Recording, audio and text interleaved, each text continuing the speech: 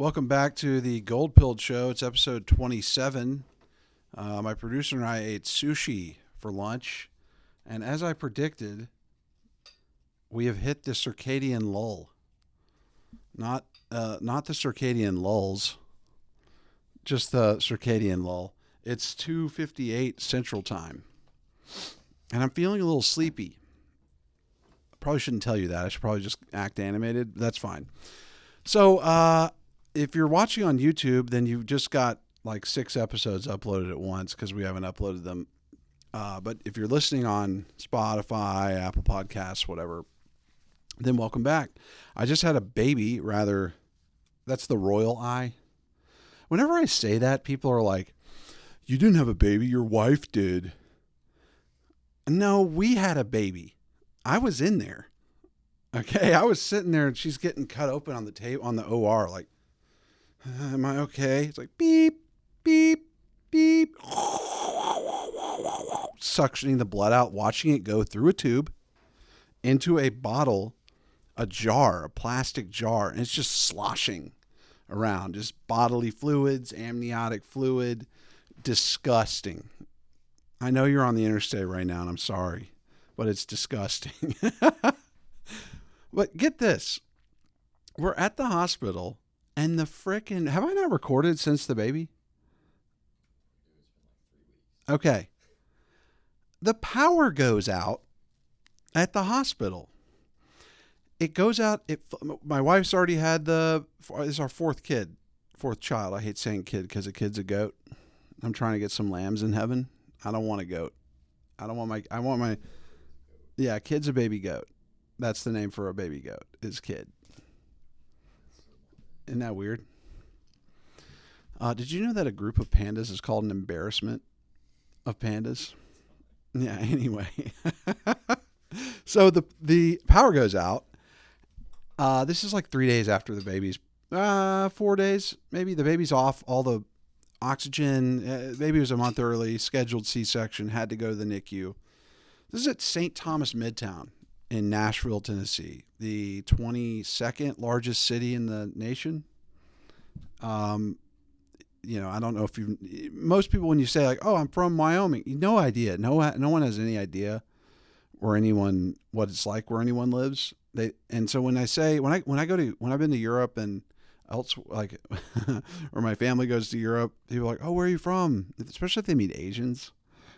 And you go Nashville, they're like, oh, Dolly Parton, Jack Daniels. Oh, and you're like, yeah, yeehaw.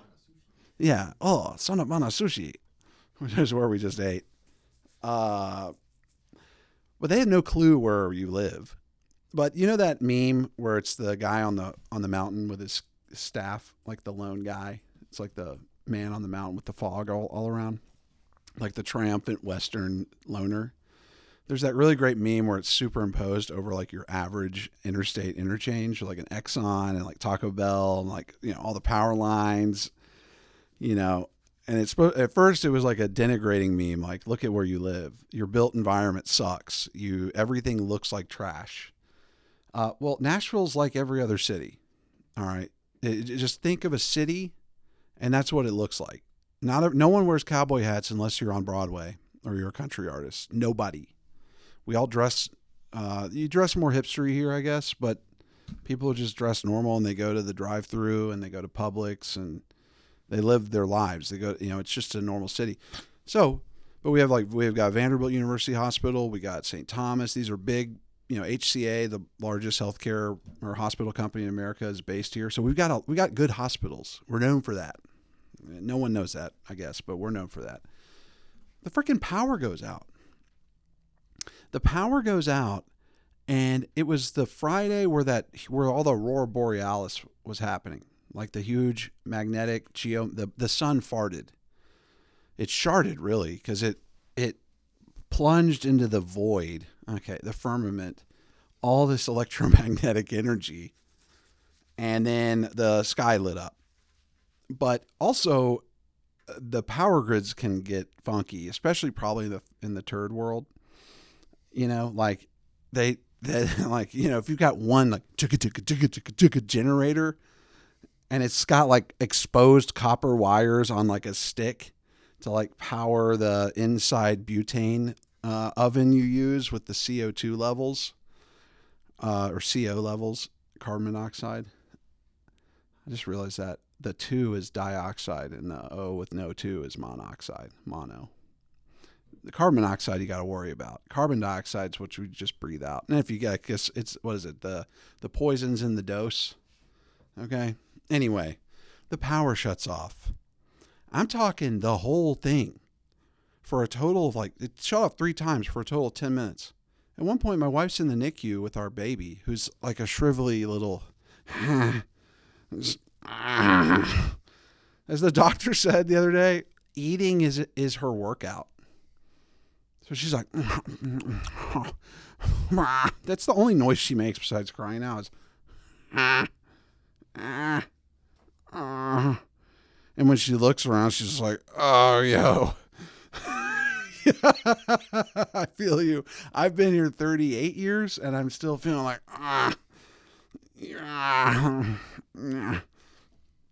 Anyway, the power shuts down in the NICU. There's like 80 beds in this NICU. Like little crack babies that are like 2 pounds to my kid who's like 6 pounds.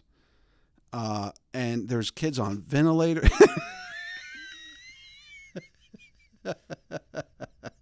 If you have a 2 pounder, it's not crack necessarily, especially maybe, I don't know. Maybe you had a crack baby and you're listening to this. Probably not.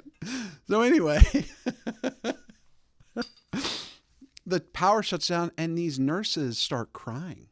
Like one of them starts crying because these babies are on ventilators that aren't working. They're on oxygen machines that aren't pumping. And Rebecca said that out of nowhere, the attending physician, who was a dude, the only dude in the room, walks in and is like, it's going to be okay. It's all right. And you hear like, it's like you're in a bomb shelter. She said she heard a nurse in the corner like, yeah, I'm serious. Like, oh, these baby, what are we going to do? You know, that's a fitting woman nurse response. Because I did notice this.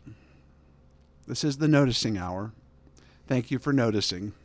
we toyed around with renaming the podcast just thank you for noticing.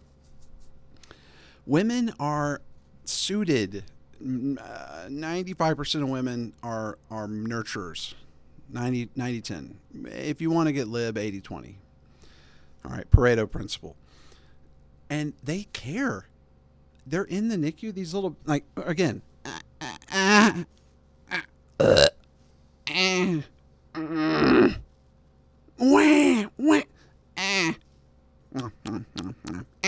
you're listening to this on a podcast. That's what they make. And they look like little burritos. They put them in the wrap. You know, they put them in the little papoose things. What do you call that? A swaddle. Yeah. Like in the Bible. They swaddled them. They swaddle them up and they look like little like Russian dolls, like emoji babies. And the women they're doting. They're like, shh, it's okay. Blip, blip. And that's their job. And they work a long time. Not me. I'd be like, hey, shh. All right, yeah, no. What was that? They're like, shh. It's okay, baby. Shh. So the power shuts off for like 10 minutes. So the doctor goes to the most critical babies and I guess like gets the battery back up and the generator doesn't work. I did real estate for a while, and I know commercial buildings. I know how they're built. The generators take up a quarter of a block next to the hospital. They have cat on the side, caterpillar. They have they have air horns. They've got a truck driver up there who's shifting gears. They have diesel and natural gas generators that have exhaust pipes that are as this big. Dude, like, I don't know. It's either natural gas or diesel. The exhausts on these are this big, and there's like 5 of them. These things are as big as a school bus with exhausts this big. They don't even come on. What? Can you imagine? I'm in the OR with no windows. It's like 60 degrees in there. There's always a breeze because they're sucking the air out and like trying to make it as clean as possible. Now, for my first, I was like nervous farting. You're like, oh gosh. I looked like a cafeteria worker because they made me put a hairnet over my beard. And I had a hairnet here, and then they make you put a spacesuit on with the little foot covers. But no gloves. And no I had to wear a mask. This is pre-COVID. But you wear a mask when they're appropriate. No, for my firstborn. But yeah, this was post-COVID, obviously. But like, yeah, mask on because it's a surgical mask to keep you from going. So scalpel, bacteria infection like in your gut when they sew you up. That's why they have that. It's not for 6-hour 8-hour shifts at Kroger where you're just like constantly, what was that? You pull it down. No, it's for like a surgery and then you throw it away. I couldn't imagine. My wife's on the OR like, am I okay? I'm like, yeah, it's like putting a cross on her forehead. Like, yeah, you're fine. Beep, beep. Okay, just jiggling because they're sawing her open with the little, I don't know, if you've never done a C-section, you go into the OR with your wife already cut open. And there's a curtain they put up, a courtesy curtain. And you can get it in clear. No thanks. I saw it once with my firstborn. I don't need to see my wife's small intestines. I don't need to see that again. We all have got them. We're all the same inside. Only AI can tell whose chest cavity is black or not. Shut it down. The AI knows. Open the pod bay. Open the data file, Hal. I can't do that. Sam Altman has programmed me not to. All right. Can you imagine laying there and then the cottering thing that keep you from bleeding out? Like the nurses in the NICU had to get their iPhone camera flashlights out because they were in such shock and panic, and they were like, oh my gosh, like that they didn't have the flashlights charged and stuff. And it's a hospital, so everything's like fixed. Like we got this vendor, some bullshit flashlights. They were like the old kind you had in the 90s that had like D batteries. The ones you plug into the wall, and then when you turn them on, they last for like 15 minutes. Like that, that's what they were dealing. They weren't dealing with like the latest and greatest. So they didn't even have flashlights. They had to get their phone cameras on. Which gets me so I walk out of the room.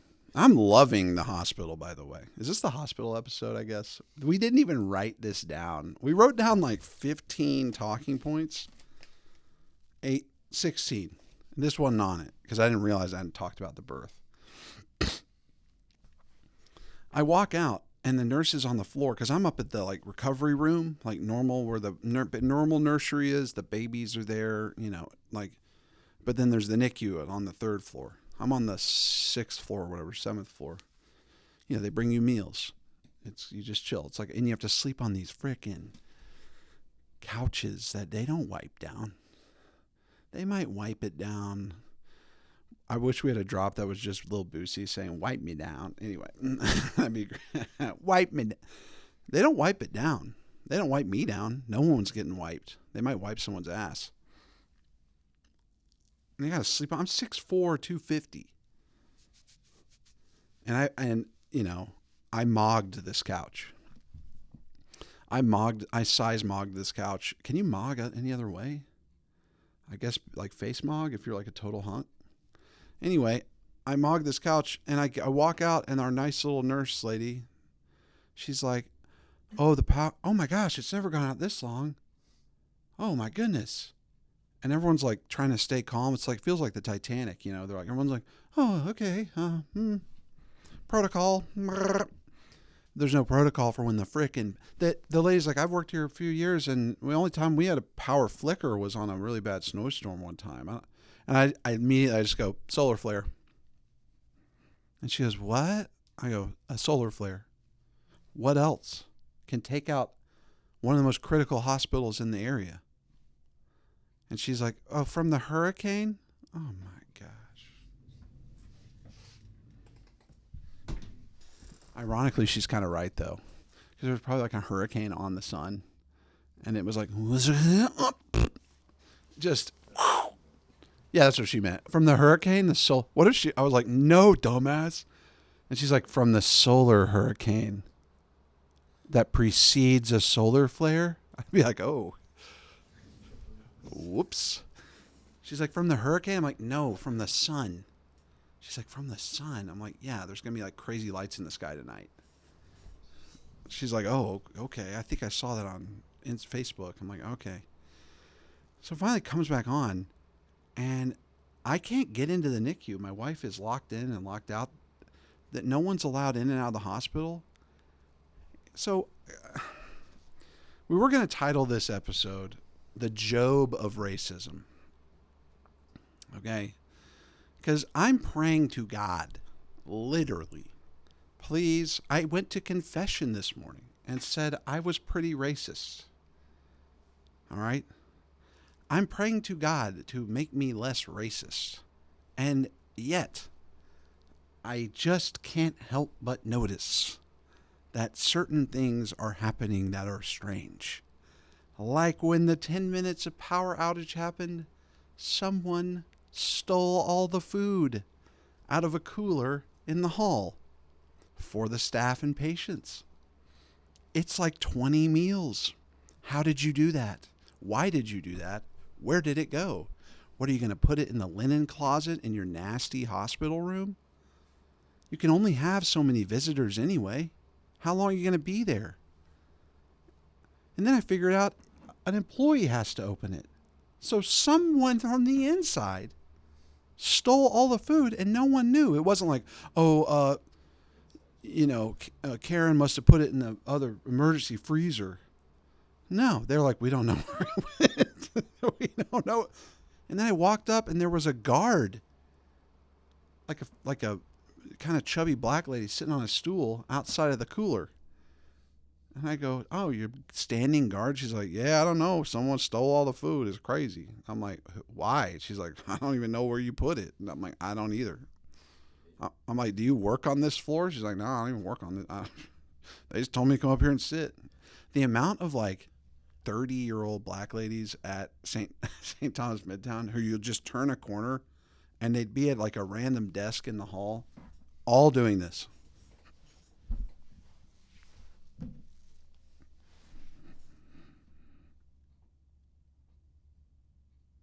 For hours. Every time I'd walk by, they'd be like this. No sign on the front of the desk like, ask me about our breast pump rentals. Nothing.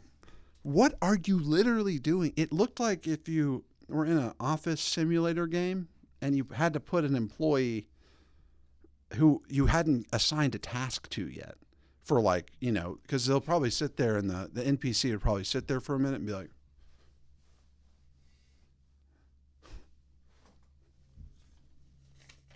and after 20 minutes or 5 minutes, they're like on their phone, just in a loop, just going.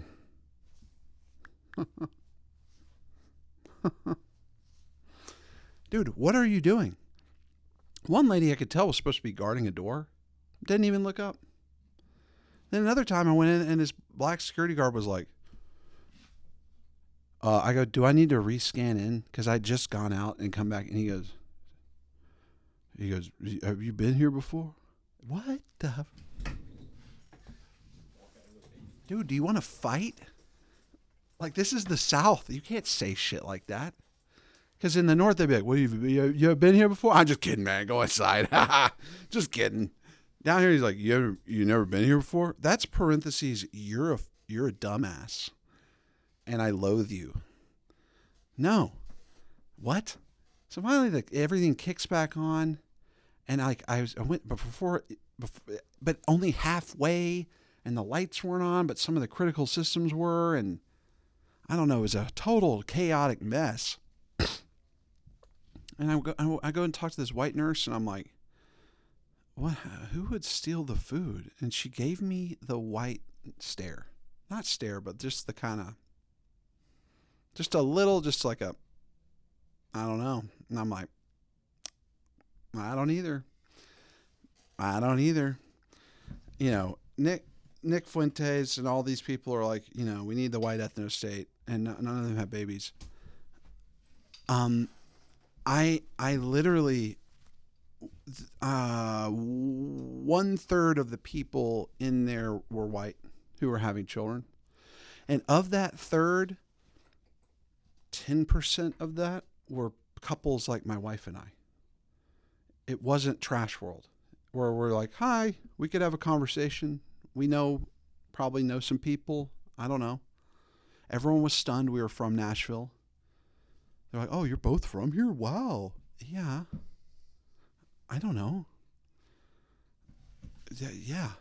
It's not that crazy. This is not like a small city. Yeah, we're both from here. But that shows you there's 100 people moving here a day. Anyway, it's just I'm going on a long time. It's the whole thing. You know, every other parent was in there literally like from an Incan village. Like they were 5 feet tall. I felt like Hernan Cortez walking around. I was like, oh my gosh, these people are 5 feet tall. And they'd be like, si se puede. And every other hour I'd hear a speakerphone on that was either a patient, like a parent's, like, and it would be just trash world TikTok. It'd be like, what are the songs? It's like, whatever songs they have on TikTok now, all these TikTok songs, but I just hear it and then be like is your stomach bloated? Weird doctor. One weird trick that doctors don't want you to know. Get turmeric and get it with some kefir and, you know, whatever. Just trash world on blast. And then the other speakerphones I'd hear it'd be like, hello, this is a translator. And the nurse would be like, hi, I'm here with, and they'd be like, Alejo, Ahmed. Like she didn't know how to say their names. And they'd be like, okay. And then it'd be Arabic, Spanish, whatever. And I'm just looking around going, what is this? You know, it's a Catholic hospital. Praise be to God that it's there. And they've got Catholic ethics structure and all that, and an ethicist on staff. That's great. But like, what? Like, no, I'm talking zero similar. I'm talking like those weird Indian mandals that the guys will wear that are like leather, and then their feet are super ashy, and they just kind of shuffle along. And like all the like Hispanic teenagers had the black socks with the slides that were just, they looked like they had crossed the Rio Grande, like they were just worn. I'm like, bro, you can't flex the and one jump man, like one straps, like shower sandals with black socks. Like your aura, as they say, is very minimal, sir. I don't know where you're running, but you got to get the aura up. Zero Riz. No Rizzler. Okay? No homo. No Riz. And I'm not trying to like harp on all of these people. Look, at the end of the day, I mean, I had great conversations. The best conversations I had were with one of the black ladies who works there. I had a St. Joseph sweatshirt on, and I walk out, and she's like, I like your sweatshirt. I'm like, thanks. She's like, who is that, baby? I'm like, that's St. Joseph, you know, Jesus' dad, Mary's husband. She's like, oh, yeah, I like that. And I'm like, oh, where do you go to church? She's like, you know, Greater Primitive Baptist, African American Episcopal, Mount Zion with Bishop, whatever, and the First Lady and all that. And I'm like, okay. She's like, but I like some holy. And I was like, well, she's like, you Catholic? I'm like, yeah. She's like, I like some holy water. I'll tell you that right now. It works. And like all other nurses you know, all the nurses were like white ladies wearing like what are those, on clouds or the hokas, and they wear their little figs, you know, sexy like scrubs. Whatever happened to we're wearing scrubs, we're at work. They're all trying to be like sexy. I'm like, please just don't inject them with the wrong thing. Please don't be some psychopath killer who's like, Oh, I don't know. Beep, beep. Doctor, oh, pillow. Have you seen that Mike Lindell? There's a Mike Lindell from mypillow.com. It's one of the red eye memes where he's like stern face with the red eyes, and it just says smother them.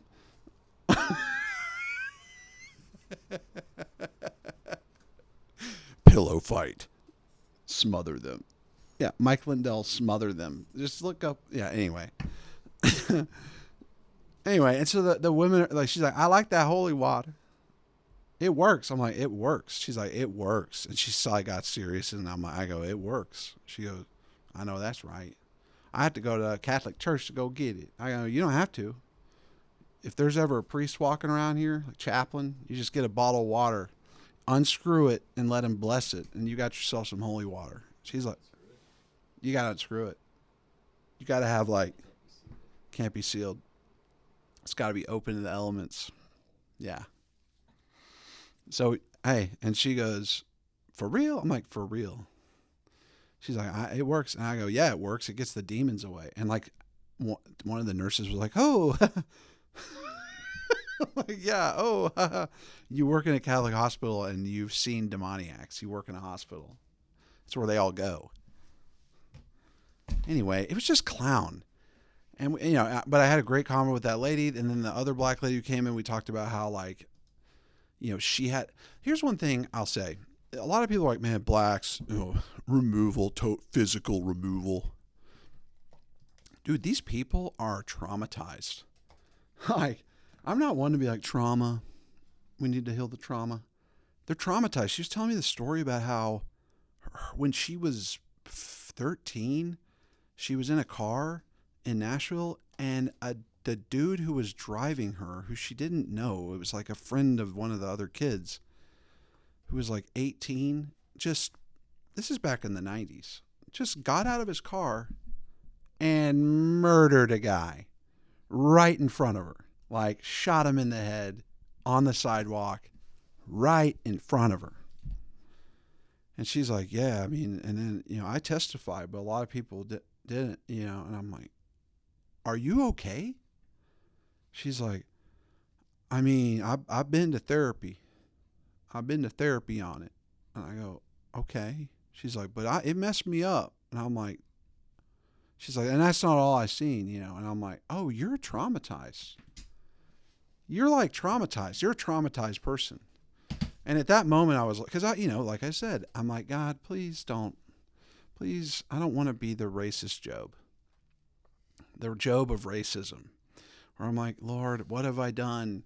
And then all these instances just fly in my face. I don't like that. It's not fun. Like, once you notice, you never go back. You know, I don't want to, like, that. It's like, are you sure, son? You know, are you winning, son? No, it sucks to be confronted with all these patterns and all this stuff. It sucks. But it's these little windows of kind of empathy and pity where I'm like, dude, this lady's traumatized, and like her son's on the same path.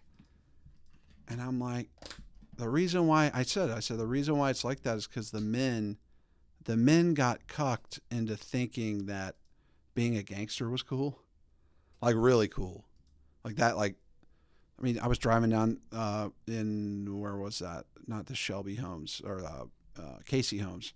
And a guy, 15, 16 years old, pants to his knees, with a toy AK. Just like fake pointing it at people. Now, it was like neon colored. It was like obviously a toy. Do you think you're cool? It's giving broke. I just want to make a billboard that has a guy with a grill going like this with all the chains and everything and like a gun going like, and then just say it's giving broke. Did he like sodomizing him from behind? Yeah, it's giving broke, hashtag no Diddy. And I said it's giving broke to these people, and they laughed out loud. I was like, you know what I'm talking about. They're like, yeah. I was like, it's giving insecure broke. Now, in my hipster days, I had a grill, ironically, that had my wife's initials on it with yin yangs on the incisor. So it had the 4 letters of her initials with 2 yin yangs, kind of like some Die Antwoord like bullshit. But anyway, that was funny.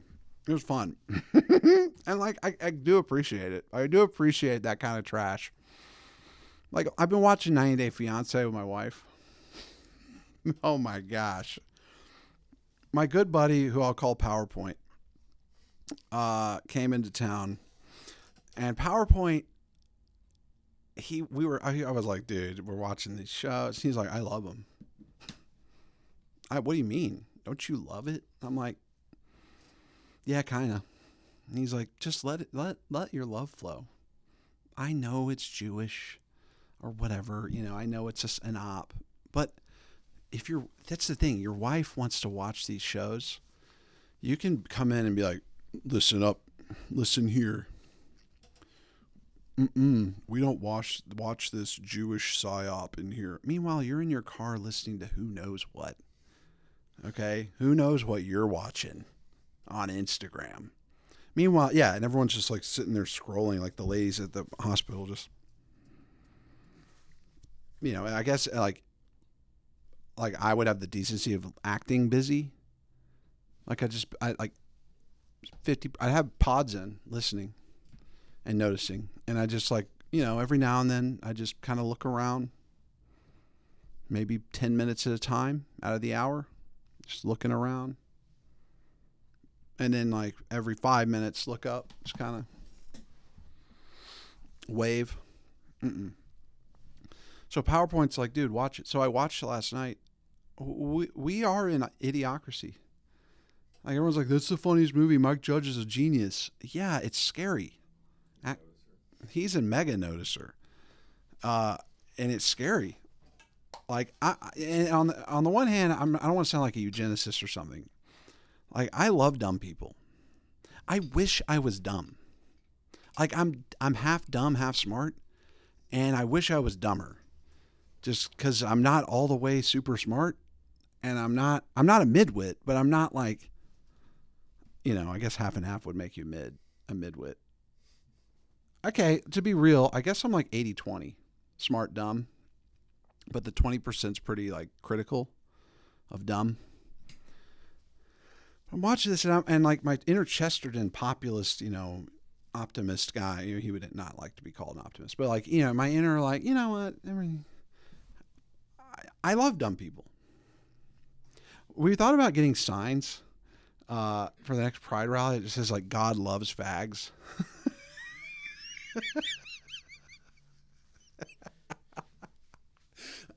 It'd be funny to go to the Westboro people. Are they even around? They were huge in the like Bush years, like showing up at Marines funerals. I haven't seen a Westboro splash in the media in a while. I guess TikTok and all that. Everyone, it's no longer just clips from News Channel 4. Anyway, I love dumb people. And I love dumb people too. That like being smart doesn't mean you're wise, and being dumb doesn't mean you're evil. And some dumb people have like blown my mind. They've just blown my mind. They'll say something so simple, and it just cuts to the heart of it. And it's literally the meme. It's the gay sex is weird. Well, you see, it's much more nuanced, like a James Martin, like Wojak, like. We must step and walk along and accompany the sinner, or accompany in the journey the believer who's struggling with butt sex, And then there'll be the monk, and it's like, being gay is against the natural law and is weird. It's like you just add on one thing, but they're the same position. So I love it. And it's not like the magic. Don't get me wrong. I'm not walking around being like, oh, that person's dumb. Whoa, that's like a magical dumb person. What can I glean from you? Yeah, I don't romanticize dumb or smart people. I know both. I know some really, really smart people, and I know some really smart people who are not wise. They're not virtuous, and I'm not the most virtuous guy, but they're like off the res, Can you say that? I mean, I can, but are you not supposed to say off the res anymore? I'll have to ask my Indian friend. Feather, not dot. Anyway, I don't even know where we're going with all this. Oh yeah. So I'm like begging God not to be racist, and then my neighbor's car gets broken into. Someone steals all the food. My car got rummaged through. This is a pro tip, by the way. If you're really, if you got to park outside and you're really worried, you live in like San Francisco where they leave the trunks open. They do. When people park in San Francisco now, they will keep nothing in their car. There is, yes, Yahweh, Yaman. They do it. Well, I shouldn't joke about Yahweh, but anyway, okay. Sorry. Back. I tell people, they're like, well, I don't want to offend you. I'm like, the only way you can offend me is if you blaspheme. But yeah, in San Francisco, they leave the trunks of their cars open, or little signs that say nothing in here. Please don't break the window. Yes. Are you on desktop view? Yeah, look, it's for real. If you don't want to do that, you could leave the key of your car in your vehicle if you have a manual transmission. Nobody under the age of 25 who is in the habit of stealing cars knows how. No Kia boys or whatever can come and steal your manual transmission. It's like trying to use a payphone for a lot of people. Even harder. You got to do the clutch and all that. They have no clue. They're like, oh, okay. No, it's not my car. At best, which is what I do when I'd sneak out at night in high school, they could put it in neutral and push it. I had a very loud Mustang in high school. And what I would do is I'd put it in neutral and I'd push it down the hill. And then when I got to the road, I'd turn it on. And you know, when you're doing something that doesn't matter how you do it, it still makes the same noise. I'm like, and it's like, and I'd put it in first, and I'd just take the clutch off and idle down the road, and then I'd gingerly drive away. Because as a dad now, I mean, if my son had a loud car, and I heard it rev up down the block, I'd go, And the way the brain works, it happened to me today.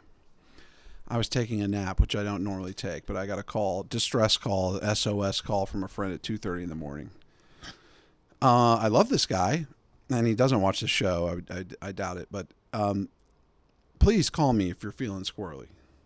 But what I'm going to do now, I've gotten a few 2 a.m. calls. I'm fine with it. There might be some people watching it who might want to call me at 2 a.m. Do it. Call me. I'm fine with that. But I'm going to ask you off the bat, are you in danger of killing yourself? Okay? Is this a grave situation? Or if I don't pick up, would it turn grave? No? Okay. I will call you at 9 a.m. or 10 a.m. and we can hash it out for an hour. That's fine. But I ended up hashing it out for an hour and a half from 2:30 to whatever and couldn't sleep. So I snoozed, woke up, and I was like, I'm supposed to do something. Why was a pit bull with only molars, like a I don't know, like a brontosaurus, biting me in my dream, gnawing, just clamping. It didn't bite; it clamped, like a chip bag thing. Didn't bite, just clamping. What? I wake up, my arm's asleep, so that's that.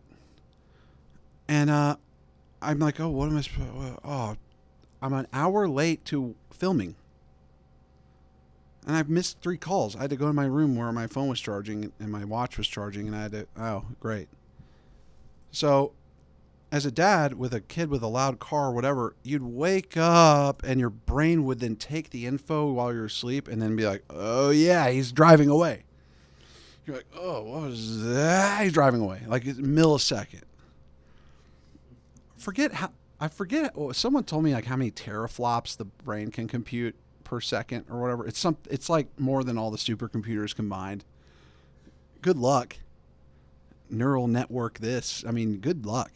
This is God's not real. Okay. Yeah. Yeah, God's not real because if he was, he could lift a boulder that's he could lift a rock That's too heavy to lift. I watched some new atheist stuff the other day. These people are not honest people. In fact, I had kind of a flashback from when I was like an atheist, agnostic, weed smoker guy, left wing guy. How incoherent.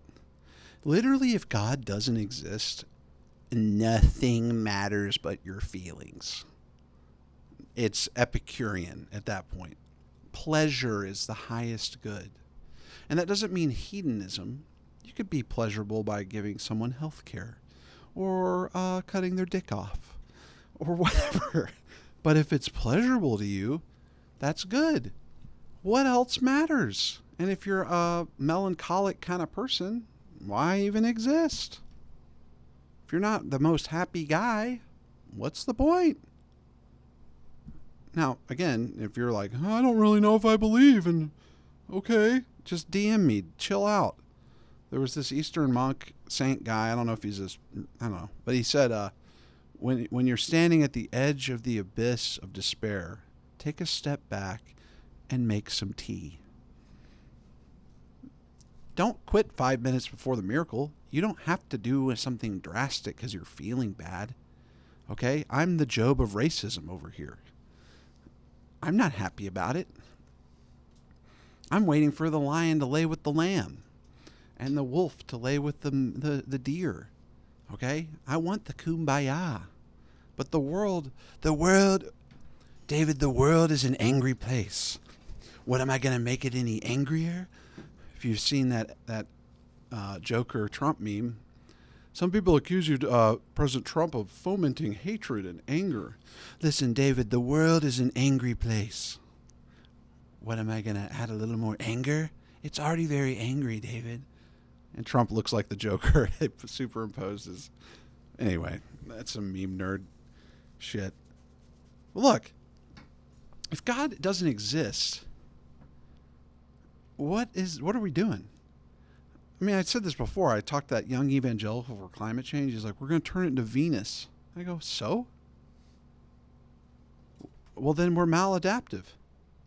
Dude, if the Chicxulub whatever comet asteroid was real and hit the Earth and melted it, and there's like all this space anxiety, by the way, there's like nothing out there. There's comet. I saw a comet hit from in over Japan earlier today or whatever. Maybe a falling angel. I mean, like, who knows? I mean, I know they all fell and they're fixed now. Their wills are fixed according to St. Thomas, but who knows? I don't know. What was that? Space rock?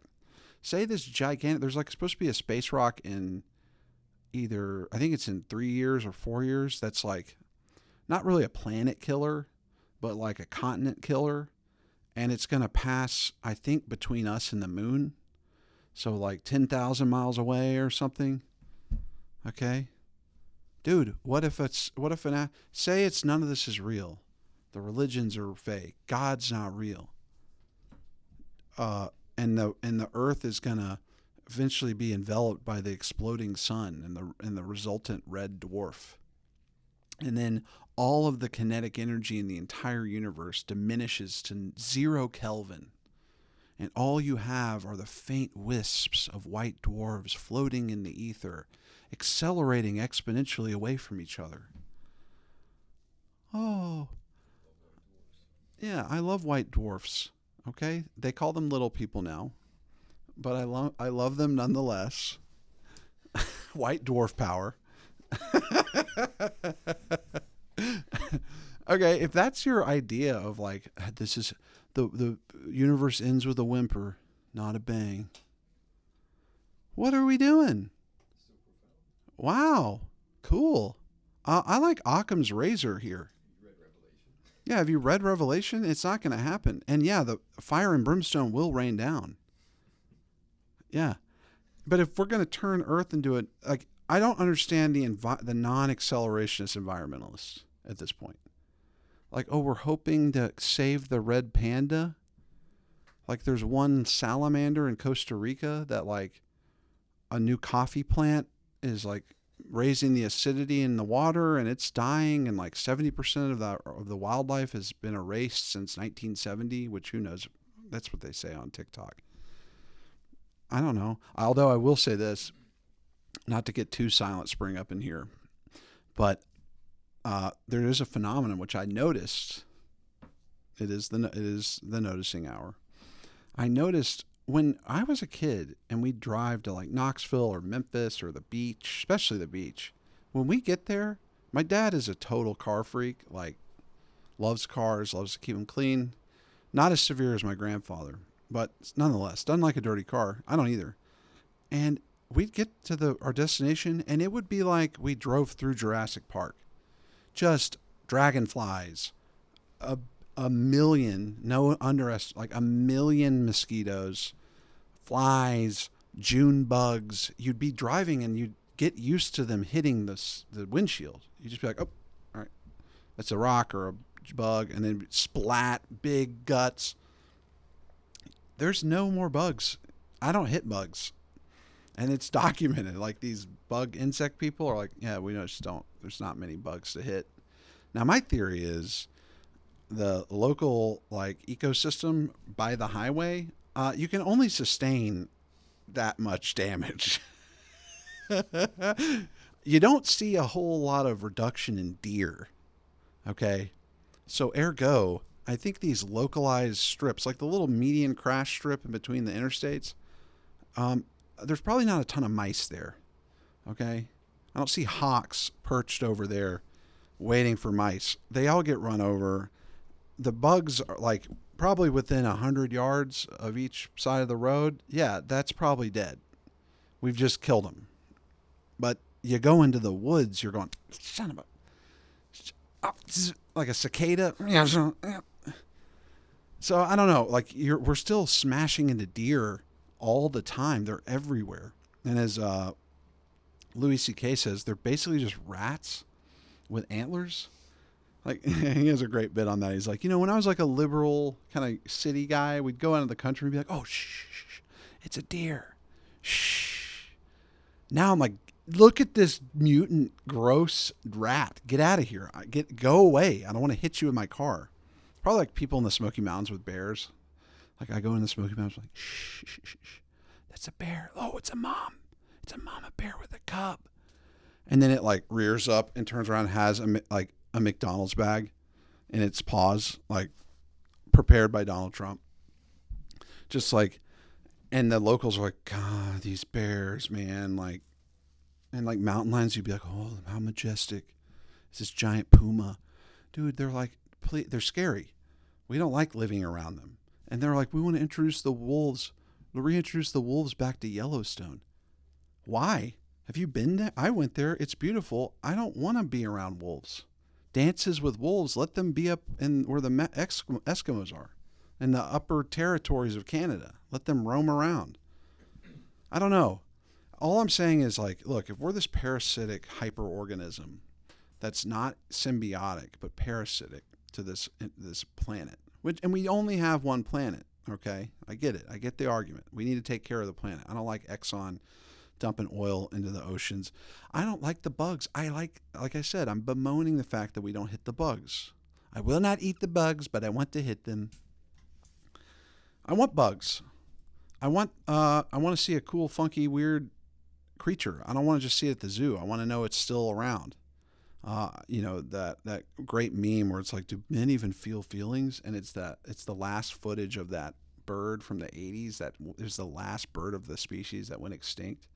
And it's like giving this lonely mating call to nobody because none of his species exists anymore. It's like, boo, boo, boo, boo, boo, boo, boo.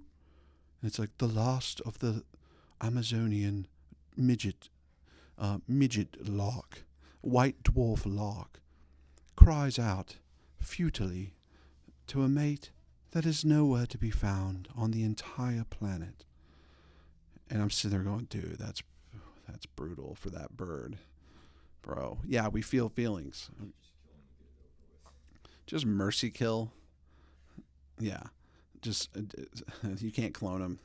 They'd be homo birds. Like they go out with a bang. You know what I mean? They just get so desperate. They're like,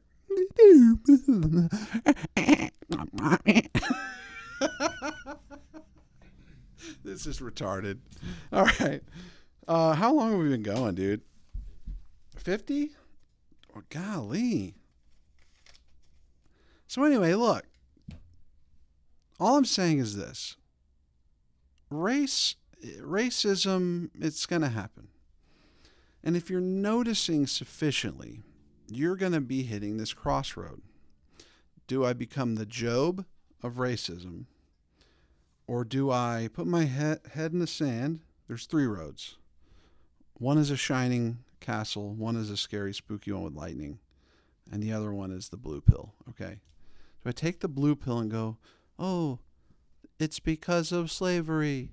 Oh, whatever. It's my fault. Or do I take the red pill and go, I'm an eugenic accelerationist. I'm going to poison. We're going scorched earth, but only on Twitter. When I'm at Kroger and a black lady's talking to me, I'm like, oh, hi. Huh. Oh, dude, can you imagine? I went to a frog Twitter party one time. I've probably said this on there, but the people were, I'm not a frog Twitter guy. I got invited by another, what do they call them? Face fags. I guess everyone calls me a face fag because I'm like open about my identity. That's the term. Like you have anons and you have face fags. I'm a proud face fag. No homo. I don't give a shit. I'm a heaven accelerationist at this point. I'm just going to say what I need to say now. If you haven't noticed, you're in the noticing hour and you notice that I'm just saying what I need to say. So should you. To an extent, you need to do it in prudence, but this is kind of my only gig right now. So, and we might have a party. We were talking about it. If you made it this far in the podcast, you're definitely invited to the party. Okay. We might have like a relaunch kind of party thing. I don't know. More will be revealed on that. But yeah, you can take the blue pill and go, oh, I'm bad. Everyone else is great. I see them in commercials. What do you mean? Or you can take the red pill and be like, I don't really know these people, and they're so obnoxious. I'm up at 1 a.m. watching racist fight, like just guzzling. The red pill is truth without love. Yeah, well, my producer just said it well. The red pill is normally just truth without love, which, as Twitter can attest to, is a noisy gong. St. Paul writes. I every time I'm like, oh, it's in the Bible. I'm like, yeah, St. Paul says it somewhere. Could have been Peter. You never know. Somebody knows. Anyway, you can take the red pill, which is truth without charity, or you can take the gold pill. I'm just going to say it. You can take the gold pill, and you can. It's like that scientist said. He's like, when you first do science, I hate saying do science, but when you first conduct experiments and get into the theories and do science, trust the science, you become an atheist. But at the bottom, you take the big first swig of science, you're an atheist, but at the bottom of the glass, there is God. I forget who said that. And it's kind of like the red pill. When you first take the red pill, and you start noticing and you start mentioning and you go, okay, this sucks. You can either stay glass half empty and keep sipping from the trough of Twitter or whatever, or you can get to the bottom of the glass and there is God. Okay? Because it doesn't matter. Look, people, you're not going to see me in the NFL. I'm big, but I'm not fast. I can't jump that high. I'm sure I could get pretty strong, but whatever. That's okay. It's not my skill set. I got other skill sets. That's fine. Not everybody's going to super duper thrive in Japan. All right. Not everyone's going to super duper thrive in Tesla world. Okay. That's all right. That's okay. But the gospel does save everybody. But I was based. Just remember that. don't get too based for your own britches, as we might say down here. Don't get too based for your own britches. That's a play on don't get too big for your own britches. Because someone's acting tough and like they're pompous or arrogant or whatever, we'd say they're getting a little too big for their britches. Your britches are your britches, okay? And so are other people's. So don't get too big. Don't get too based for your own britches. Nighty night, baby. I love you.